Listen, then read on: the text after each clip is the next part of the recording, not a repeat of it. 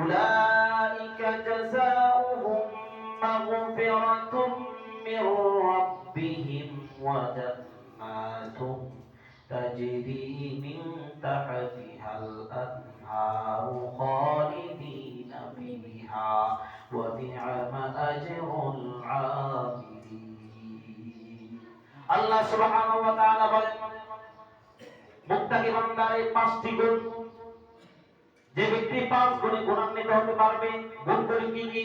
সুখে দুঃখে, সুখের সময় এবং দুঃখের সময় উভয় সময় দান করে, রাগকে সংবরণ করতে পারবে, ক্ষমা করায় অভ্যস্ত হবে, অর্থাৎ অন্যকে ক্ষমা করতে শিখবে, অন্যকে ক্ষমা করবে, এবং যখন কোনো ফাহিশার কাজ করে ফেলে, ফাহিশার কাজ করার সাথে সাথে আল্লাহ স্মরণ হওয়া মাত্রই তওবা করে ফিরে আসে, এবং যেই পাপ কাজ একবার করেছে ওই পাপ কাজ আর দ্বিতীয়বার করবে না বলে প্রতিশ্রুতি দিয়েছে।